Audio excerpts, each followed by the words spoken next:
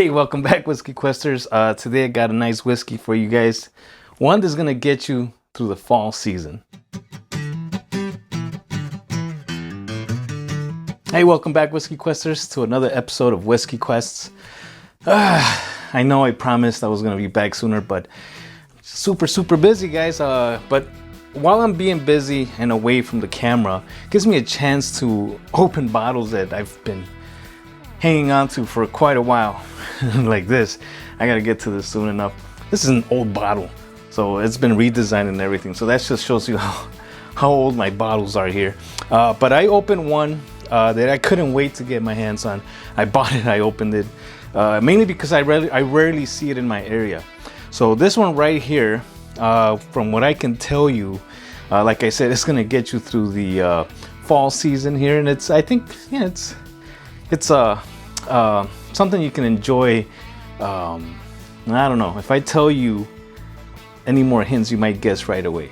But this is coming from a distillery out in Utah. I can tell you that much. You probably already know by that. This will cost you around $80. I bought this because it was on sale for $60. So haven't seen it or I've never seen it. I've seen the other ones, but I've never seen this one. So at $60 on sale, I said, no way, I'm grabbing it. Bottled at 46% ABV. So not the highest, but 46% ABV is a pretty respectable ABV percentage there, in my opinion. Now this is a blended whiskey. It's using a whole bunch of different mash bills and stuff. So I'll get to that later on in the video once I reveal the bottle. But for right now, I think that's all I can really tell you. So let's just get straight onto the nose. And I'll avoid the color because, like I said, it's blended and it might contain some coloring. So we'll avoid the color there and just get on straight to the nose. Cheers. This one is a very sweet kind of whiskey. It has like an orange peel, like a freshly peeled orange kind of citrusy note right away. Floral, and then you got your nice baking spices like cinnamon, nutmeg, a little bit of chocolate, light oak, like a lightly charred kind of oak nose going on, a little bit of like a buttery sensation on the nose. Other than that, not much. Maybe like a something humid going on in there, but that's about it on the nose. I think on the palate is where it really shines. So let's give it a try. It's been a few days since I tried this, so let's see what I pick up today. Cheers.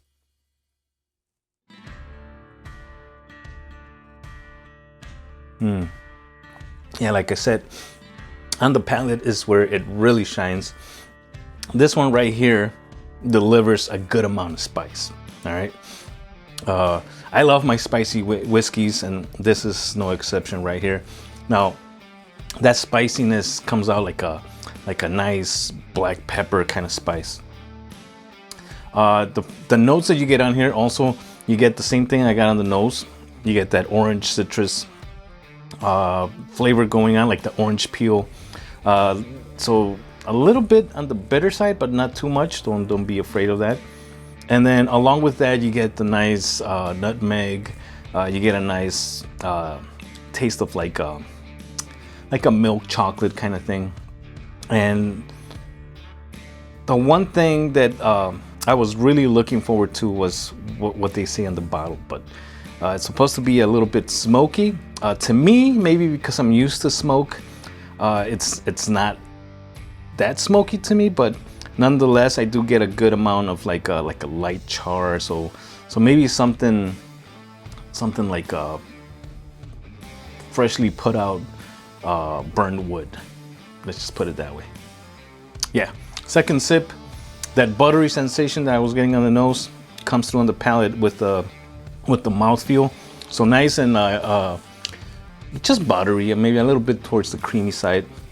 I think that char came through a little bit more stronger this time on the second sip. So there you have it, a little bit of a smokiness going on in the glass. So the one thing I love to do, and I haven't done with this yet because I like to do it on camera and see what happens, you know. So adding a little bit of water. Won't add too much to this considering the ABV. So I'll just fill up the straw just a little tiny bit here.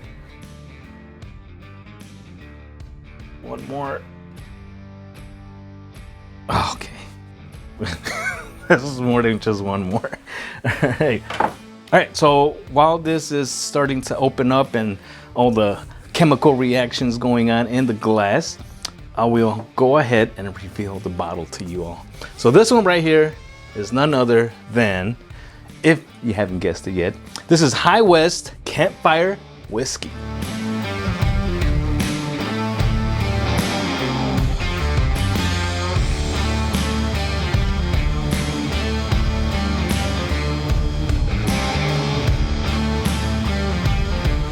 So yes, Campfire Whiskey from High West Distillery is the one that I've been looking out for the longest. I've heard great things about it.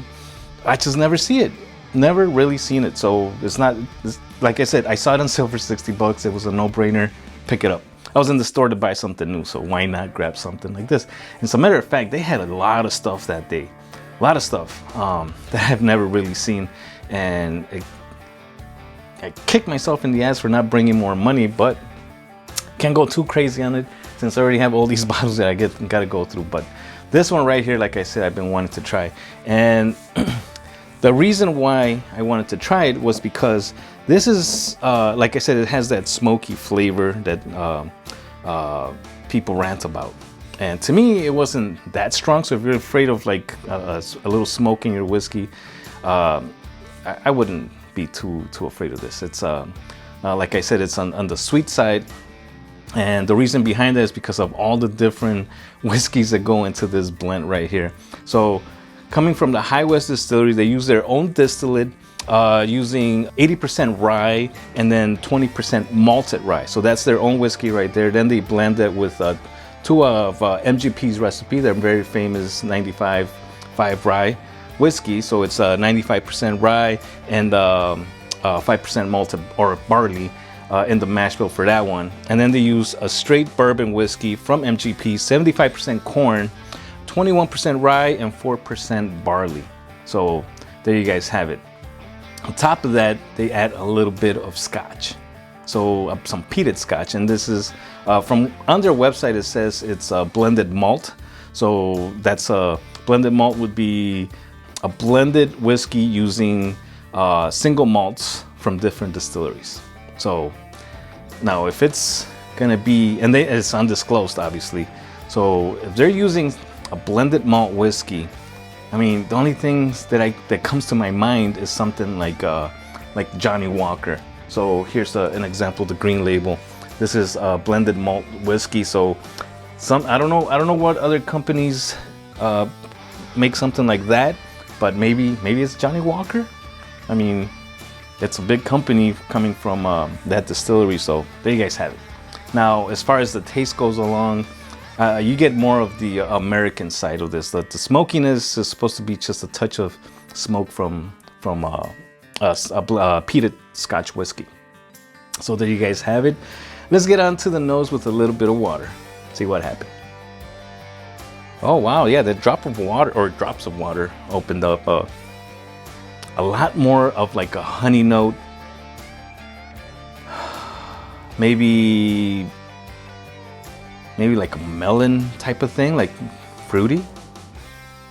Nice, very nice. Other than that, everything's still there, but those are the two main things that are jumping out of the glass now. Fantastic. Let's try it on the palate. Hopefully it got spicier. Maybe it just got sweeter, who knows? Let's find out.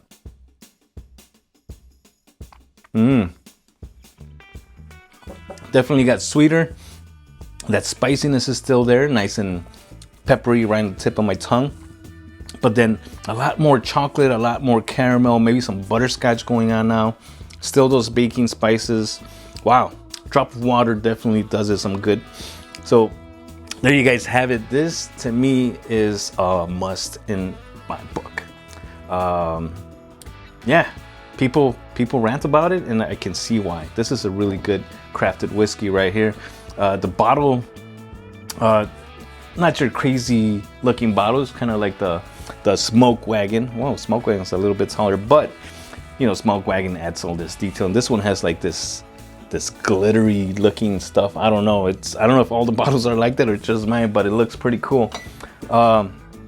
So yeah, if you guys haven't tried this, go ahead, give it a shot in a bar. But if you see it, especially for $60, go ahead and pick it up. $80, you know, it seems expensive, but after I told you the amount of work that goes into creating this, I mean, it justifies the price.